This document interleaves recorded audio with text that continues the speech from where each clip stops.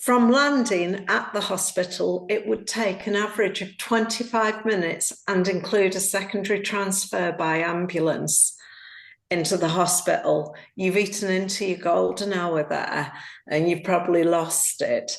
The new response transfer time is now 3 minutes from landing. That is going to save your life. With no secondary transfer, you're straight in. The time saved is amazing. I'm going to play you a video now. This talks about the golden hour, landing site locations being crucial, effectively meaning the difference between life and death. Included is a map that shows all the helipads we have funded to date. There's also 3 personal stories, including the last from my courageous colleague, Leslie.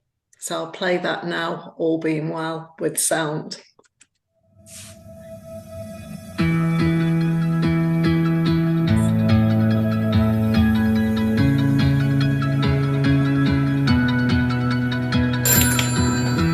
The second someone's seriously injured, a dangerous clock starts ticking.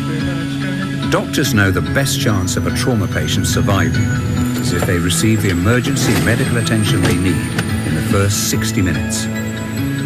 After this golden hour, the odds of a full recovery start to nosedive.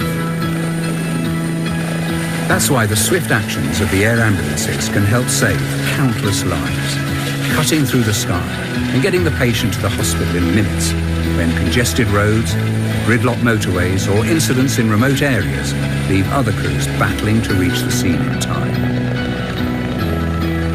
In an emergency, when time is of the essence, being able to land seconds away from specialist care is crucial. For many patients, a helipad could represent the difference between life and death. The Help Appeal provides vital funding towards hospital helipads wherever they're needed, and that's how we are playing our important part in helping to save lives. If hospitals don't have helipads, this often necessitates a secondary transfer from a field or further away landing site to bring the patient to the emergency department to get critical and vital treatment. The secondary transfer also involves moving a patient for a second time from aircraft to ambulance, and the ambulance journey can often be uncomfortable for the patient and even have harmful effects such as dislodging clots, causing the patient to have further bleeding or have increased pain relief needs. Since 2009, the Help Appeal has donated millions of pounds to fund life-saving helipads at major trauma centres and key A&E hospitals across the country. Every flight, every landing, every life depends entirely on the financial generosity of individuals, organisations, businesses, clubs, schools and local communities. As we don't receive one single penny in government or national lottery funding, charitable donations are our lifeblood, without which we wouldn't exist and helipads might not be built or upgraded. Many hospitals have already benefited. Aintree University Hospital is a major trauma centre in the northwest of England.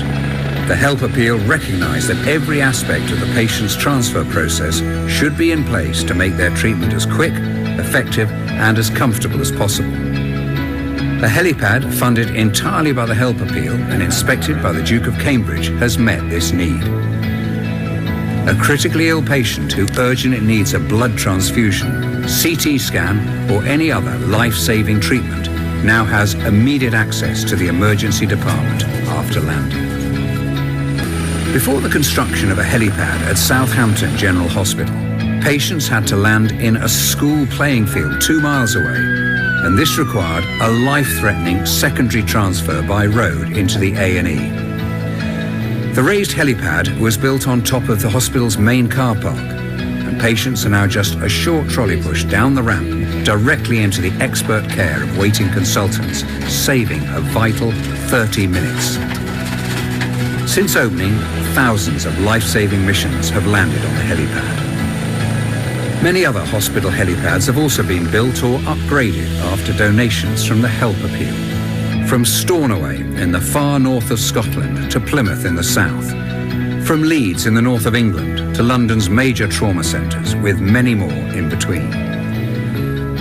But much more work needs to be done. There's still a huge number of major trauma centres and A&E hospitals near you without a helipad, which means there are still seriously ill patients not being given the best possible chance of survival and recovery. Hospitals are fully aware of the impact a helipad can make. St George's Hospital in London said, "The helipad has made a massive difference to our patients. We couldn't have done it without your amazing charity."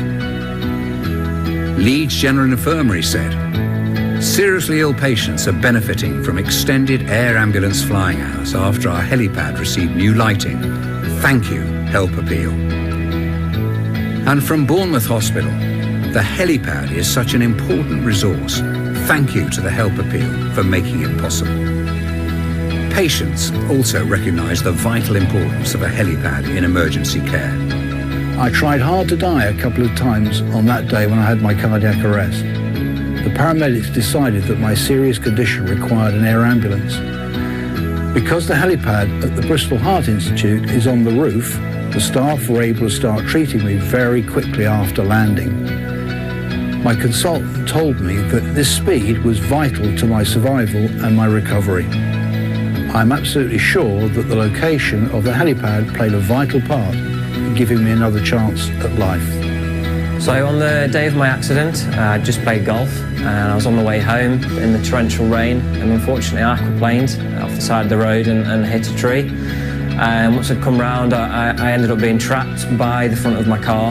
My arm was broken. Once the paramedics arrived, there was fears that I'd actually lost my legs, which was quite, frightening to hear. And thankfully, I was able to be airlifted to the hospital, and if it wasn't for the helipad situated so close, things could have been a lot worse. Leslie Knight is an ambassador and fundraiser for the Help Appeal. Leslie lost her only child Thomas after a road accident. He was airlifted to hospital, but the air ambulance had to land on the road. After losing Tom, he passed away. He was my only child, and I needed to refocus my attention on doing something positive, so I started to fundraise for the Help Appeal. In the first 6 months, I raised £20,000, and the Help Appeal charities helped me so much. They took me on full time, and I've met everyone from hauliers to bikers to golf clubs to tell the story of the Help Appeal and what we do. The Help Appeal is the only charity funding this work throughout the country. It receives the support of several key national sports bodies, which have sportsmen and women travelling all over the country. The Help Appeal, funding hospital helipads that save time and save lives. To find out how you can help, visit www.helpappeal.org.uk or phone 0800 3898 999. You can also follow the Help Appeal on Twitter and Facebook. Thank you.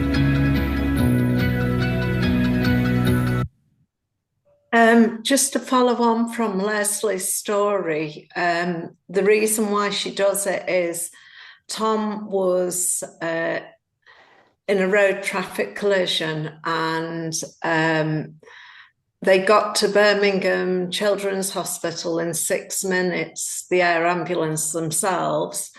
And she said it was torturous because they had to hover over the A38. For those of you who know that road, it's like the dual carriageway into Birmingham. It's exceptionally busy. And she said she was watching the police close both sides of it. And she says, and then we landed after about 15 minutes.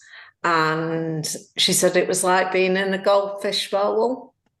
It's the worst moment in her life. He was then transferred into an ambulance, and that took another 6 minutes.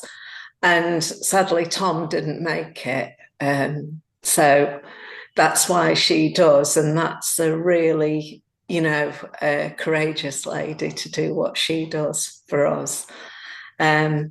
Whereas this slide shows you just some of the areas that we've been into to show the wide range of helipads. Now, as well as helipads, we offer grants for DIF systems. I am going to have to read what DIF stands for. It's Deck Integrated Firefighting System. DIFS allows for air ambulances to land without any firefighters on site. By installing these rooftop installations, we help to save the NHS £250,000 per year per hospital. These systems not only save money, but lives should the worst happen. I'm going to play you a 30-second clip of a DIFS in action and talk over it, if you don't mind. So, typically, DIFS extinguishes a fire within 15 seconds and uses a relatively small amount of water delivered through multiple nozzles evenly embedded in the helipad surface in a foam solution. It is a fast response designed to activate rapidly, extinguishing a fire almost instantly upon detection. I personally think that is phenomenal, and the fact that we can save hospitals $250,000 per year where we've installed this.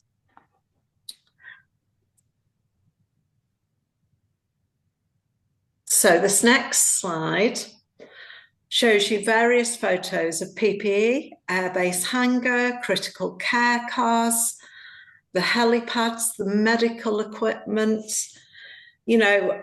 Lighting sounds relatively simple and surprising that it's not always in place. Unfortunately, it's not. So we fund the state-of-the-art lighting systems, ensuring that air ambulances can land safely 24/7 in low visibility, improving a hospital's capacity to receive urgent medical cases around the clock.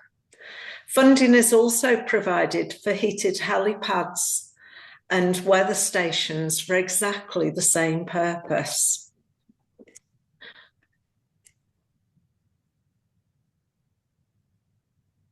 So this is another short video of Dr. Andy Poutney. He's the chair of Basics, and it's an organisation that we support. Hi, I'm Andrew Poutney. I'm the chair of the British Association for Immediate Care, and I'm delighted to be able to receive this really generous donation from the Help Appeal yet again. So over the past 6 years, we've received a total of 1.5 million from the Help Appeal, which has come through the association, and we've distributed it to our member schemes. So we've given 90 grants to 32 schemes over the past few years, and we intend to do the same this year. So the process is that we get in touch with the schemes and we invite applications for grants for various pieces of equipment. It might be vehicles, blue light fitting, personal protective equipment, or specific pieces of equipment, so ventilators, that kind of thing. So schemes, they apply for a grant, and then we distribute the money accordingly to our membership schemes who apply. And then that allows the schemes to go on and deliver their life-saving care. So we're extremely grateful to the Help Appeal for this really generous funding, and there's no doubt that the funding that's provided has gone on to save lives over the years. Now, this next video that I'm going to play you is a wonderful gentleman called Tony. He is the Chief Officer for Basics. Hello, my name is Tony Kemp. I'm the Chief Officer of the British Association for Immediate Care, Basics. We provide volunteers through regionally organised schemes across the UK to support the NHS ambulance services with some of the most complex 999 emergency calls that they face and respond to. Our volunteers are all doctors, nurses and paramedics, specially trained for the role that they face, so as to be able to provide enhanced and critical care to some of the most sick people in our society at any one time. Traditionally, we've worked from home on call, using our own vehicles, and for many cases, equipment funded by the individuals themselves. But over the years, that's become much more onerous. The depth of care that we can provide has become much more expensive, much more involved, and requires a much greater commitment from our members to maintain their professional skills within. They're all active within day-to-day healthcare jobs and bring a lot of our expertise to the roadside for the patient, but nevertheless, they bring a lot more too. Funding has always been a problem. Since 2019, we've been extremely fortunate and very grateful to receive support from the Health Appeal for an annual grant. This has quite literally changed the way that we can operate. Now, many of our schemes run scheme vehicles. These are dedicated cars that are specially marked and have all the blue lights and warning signs, etc. on them, fully equipped with the clinical equipment, but come with 2 or 3 specialist practitioners on board, and they operate in a shift pattern. And this is a huge asset to the NHS. Not only is it free to them, but it brings resources well beyond anything that they can offer themselves in most situations. Our specialists provide care ranging from anaesthesia, surgical intervention when it's necessary, roadside amputation, through to very specialist knowledge in the care of maybe children, maybe those who are trapped under or in a vehicle, in the debris of a house, or following something like a terrorist incident. The Help Appeal has simply changed the way that we work. In many instances, our schemes were starting to struggle. Getting funds to the appropriate level was becoming more and more difficult. And quite literally, the Help Appeal money, this year-by-year grant to us, allows us to continue our work and to bring in the innovation that is so necessary now. Medicine is advancing continually, and we can bring that to the patient right at the roadside, in their homes, wherever it is they fall ill. We are so grateful to the Help Appeal. But equally, they realise something very important. It's actually really difficult to raise funds for. And that's that to provide such a level of clinical care requires a logistical resource behind them. We need garaging, appropriate garaging, to safely store the vehicles when they're not in use. We need facilities to store all the equipment, specialists in some cases, particularly for things if drugs and things like that. And the Help Appeal recognise that and very generously allow us to use that funding, not only for our clinical care, not only for the protective equipment that we need to wear to be safe when we're on scene, but also to the logistical support that keeps our schemes operational. So I'd like to thank you for considering supporting the Help Appeal. And I'd like to say that, if you do give money and it comes to people like us, then we'll be returning the favour because we're operational within your communities. And in you supporting the Help Appeal Save Lives, you enable us to directly save lives. And others increasingly are providing a team-based approach where a small team of 2, 3 or 4 will go out in a specially marked car that belongs to the scheme with all the medical equipment on board to deliver enhanced and critical care. In some cases, they're bringing anaesthesia to the roadside, surgical interventions, and lots of approaches that are simply beyond standard paramedic care.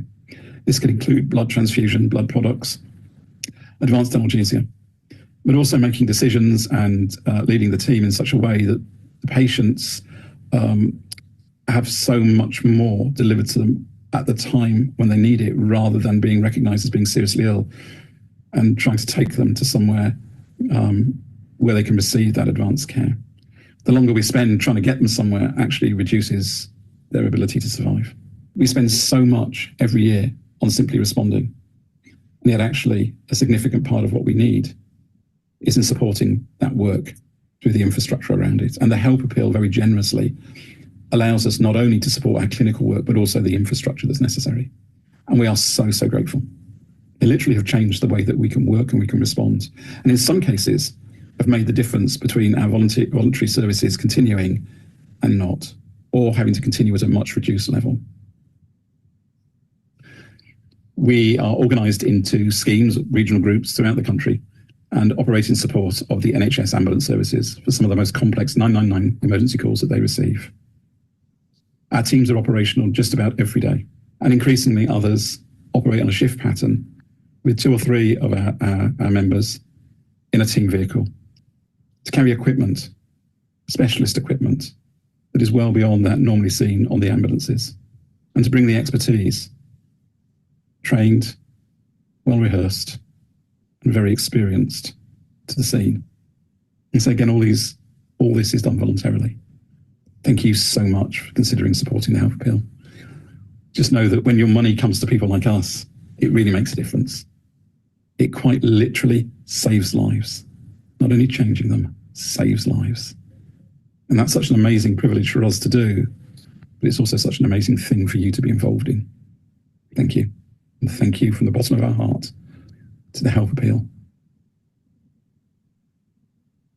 So that is Tony, who's a great guy. This slide will show you what we've already funded up until the end of March this year. A new helipad at Glenfield, Leicestershire, lighting at Southampton, major trauma centre, 7 critical cars. Now they are roughly 60k a pop. They're Volvo X60s for those of you who know your cars, and the medical equipment and training resources for volunteers, which is all crucial in life-saving. This image just basically reiterates the need when you've got somebody who's critically ill, the role of helipads and how important they are to ourselves. Now, this is just for Staffordshire, and we're talking in the millions that we've done in recent years. It's close to my heart because I live in Staffordshire, but Staffordshire borders everywhere, I think, pretty much, you know. So I just wanted to give you a demonstration on that because I wasn't sure which area. I can do that per area if people ask me to give a presentation for Leicestershire, for example. These are some of our amazing individuals and community fundraisers. There's a multitude of ways, and for us, it doesn't really matter about the amount, it's about raising the awareness because your connections are what count. It's getting our name out there and making everyone aware, and money follows, it always does. These are some of our wonderful sponsors who support us. You'll see IMTD is up there, alongside Tony Watson. Oh gosh, I've forgotten his surname, but those of you who attend the IMTD will know Tony, I'm sure. Tony Watkins Burton. Thank you. There's so much more for us to do as a charity. And the only information I haven't spoken about yet is the cost.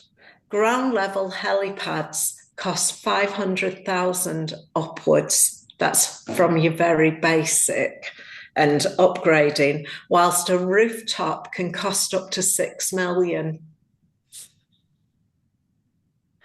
So today I ask for your support. It doesn't need to be about money. Hopefully I've just explained that. Today is about promoting and raising our awareness, which is huge. There are numerous ways that you can support us as we do not receive any government or lottery funding. For example, we've got a golf day going on. If you like playing golf, come and buy a team. Or sponsor a hole. We've got the Thames Bridges walk that Neil's kindly, some of his team have joined on to, and that's a 10-mile walk in September. There's over 40 of us from all walks of life, from all areas. There's a lady flying down from Inverness to do it, who I know, just because she wants the collaboration, you know. The AO Arena in Manchester, they donate 2 tickets every month with exclusive access to the Mez Bar. So, you know, even if you can't go, share our posts, please, follow us, or come up with your own. Anything really. This opportunity is amazing for us. There's the rooftop boxes, the triangle stickers, if any of you would like any of those or any more of those. You know, that's a great way to advertise it. No cost to yourself, but what you're bringing in for us is significant. So finally, I'm passionate about the help appeal. It's so important. If you have any questions, I'd be delighted to talk to you. There's so much more that we do. It's our 30th anniversary this year, would you believe? I've done 10 months, can I just say? So whilst taking your questions you may have, I'm going to play a slideshow showing our achievements over the last 30 years. Finally, again, thank you to all of you for your time this morning. Special thanks to Neil and to the IMTD. What you've done as an organisation and within it has been incredible, and giving me the opportunity to talk about the help appeal. So thank you so much. And there's no sound on this, so any questions, just, you know, I'd be very glad to answer. Yeah, thanks very much. Thanks very much for that. I'll just say one or two things. We're very pleased to be supporting what you do. It's mainly our individuals who take away from what we put out there in our support, which then do something. I know the Southern group of driving instructors picked up something that you'd said when you came and spoke to us in person a while ago, and they've done a bit of work. I was down there the other week, and they were saying that they're supporting it and doing something for you. So it's very good like that. And Tony Watkin Burton, I know he's involved as well. I think Kathy is too. So that's great from that point of view. I was quite surprised. Have you not tried to get lottery funding, or is it something that is you just can't get? Right. I believe that we can't receive it because we give the money to the public service, to the public sector, the NHS. And because of the law, you can't draw down on funding that's going back into the government effectively, even though we all know that it's saving lives. That's my understanding of it. Yeah, you may be right there. I know you're a charity though, aren't you? Yes, we are, but we give the money back into the NHS effectively. And there is something about charities giving money to charities. I know, I'm aware of that as well. Yeah, because I've had that dealings in the past when I was running a charity. From that point of view, how many of these helipads have you got now around the country? Did you keep a census or? Yeah, we do. We monitor how many landings we have. So effectively we can say, I now know, even though it said 29,000, there's been over 30,000 landings on the 55, I think it's 56 now, helipads that we've funded. So that's not including the critical care cars and the work that's done that way by the amazing medical volunteers.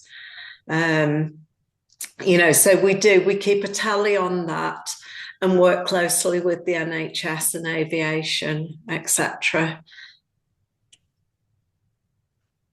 Okay, thank you for that.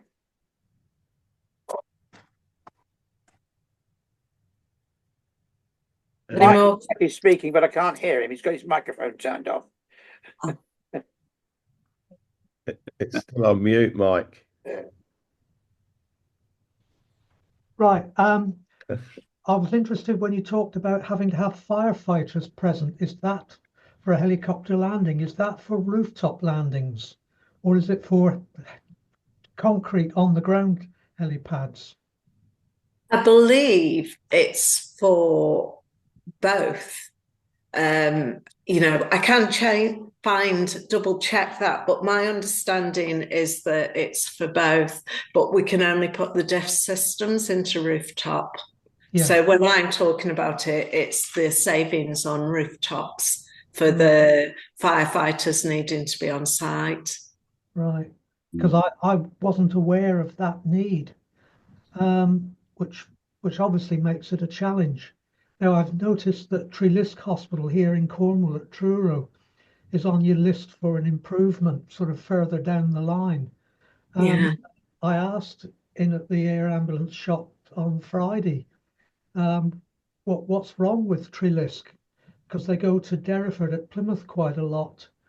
And they said it's access getting from the helicopter into the A&E department at Treelisk. And it seems that there was a helipad, but it's right outside, but ambulance is parked there.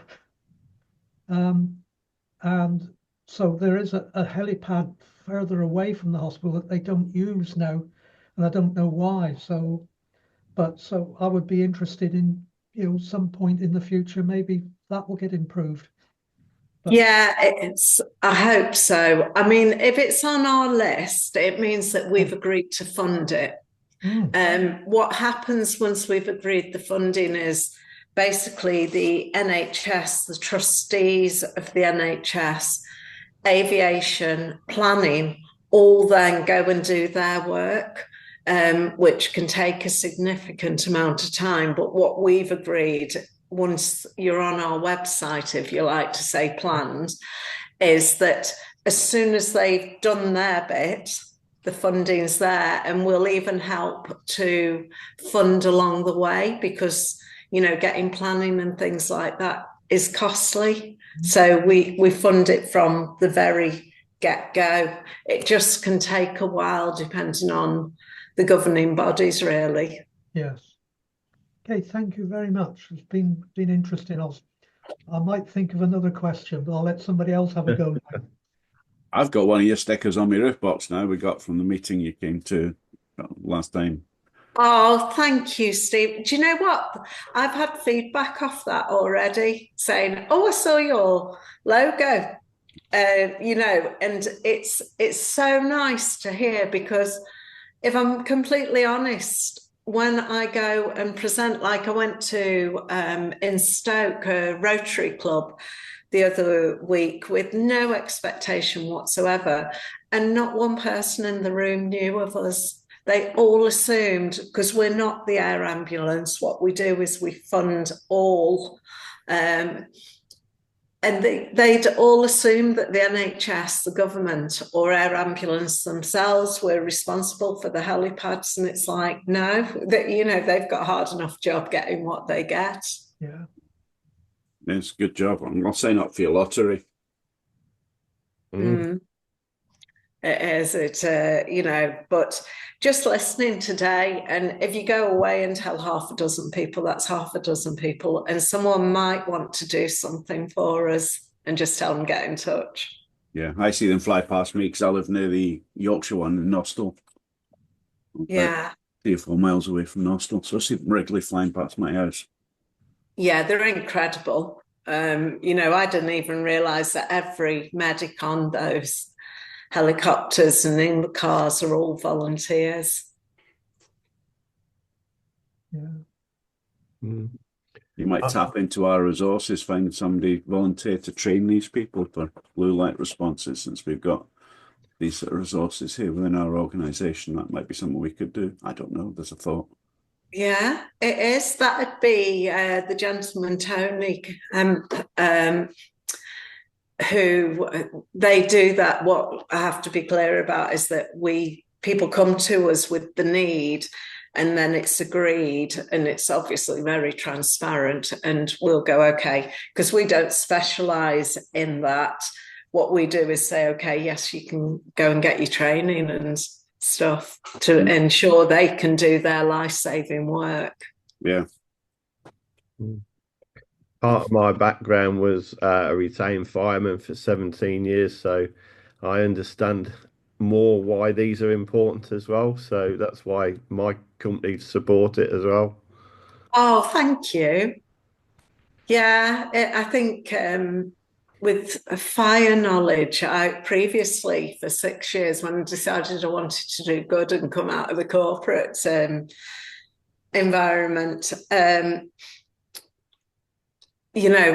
worked for the fire service and ran a community interest company, but that the work that firefighters do is phenomenal, but again, they're stretched as well. Mm.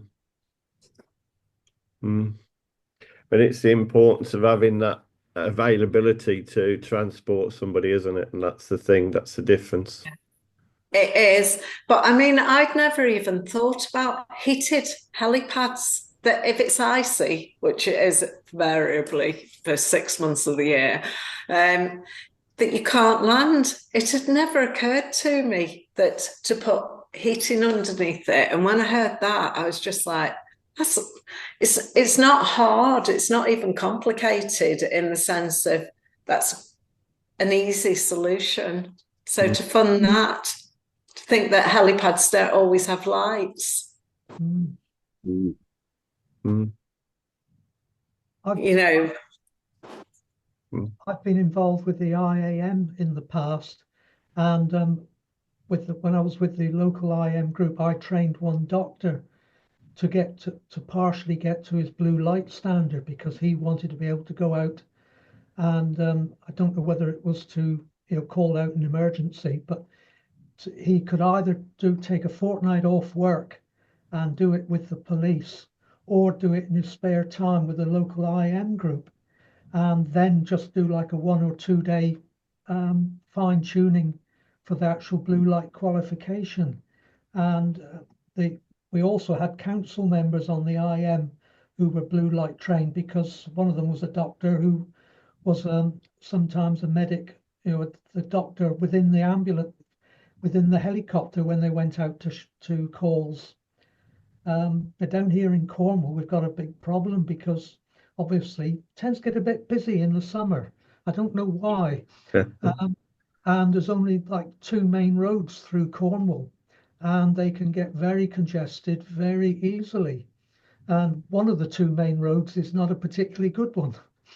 So the air ambulance gets quite a lot of calls. They're doing about 3 a day at the moment, but it will be ramping up and they'll need the second helicopter soon. So, things are getting busier, shall I say. So I understand perfectly why what you do is vital, and congratulations and thank you. Thank you. Oh, no, I thank everyone who helps. I feel so privileged to be doing this job. I can't believe my luck. I'm able to put what I'm passionate about into a job. And, I'm still learning. And there's an awful lot to learn, it has to be said. But if ever I don't know something, I will always go and ask. I think that, Graham, that was very nice of you to push it back, but without the initial launch through the IMTD, we wouldn't have had any platform to speak to, meet the Neils and the Tonys, and Steve saying that he's got one on his rooftop box. I can get, if anyone wants any stickers, I can get them. If you want to do a charity thing for us, I can come along. If you belong to any other clubs that you want the awareness, I'll either come in person or I'll do it this way. Now I know how to work the volume.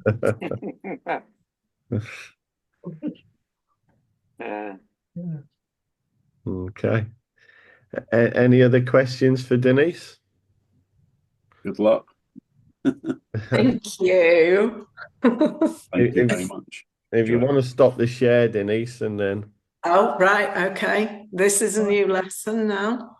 If I hit escape, stop sharing. Right. Okay. Yeah. And I've not broken anything to me. Oh, I don't like IT. Oh, no. You did very well. No. Yeah.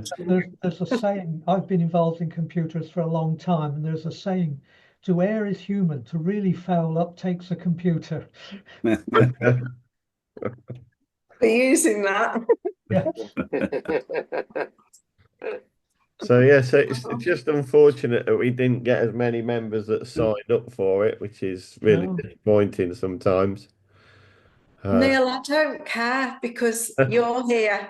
I really don't care because, you know, if there's another opportunity, I have trust that you'll invite me back to something, you know, and even if it's not to speak, just to be present and have a chance to jump in with both feet and go, do you know about the help appeal? I mean, I don't know if you could give us some statistics for the areas that we're in, if you... Yes, if you could send me which areas you want, I will. Off the top of my head, I can give you East Anglia because I went down to Tony's introductions. Not only is he putting it on his, I'll send it all in a document because there's quite a bit, but Tony's putting it on his haulage vehicles, which is amazing. But he introduced me to Norfolk Traffic Club, and I went and gave a presentation in Norwich, and then I went to Beccles in Suffolk and spoke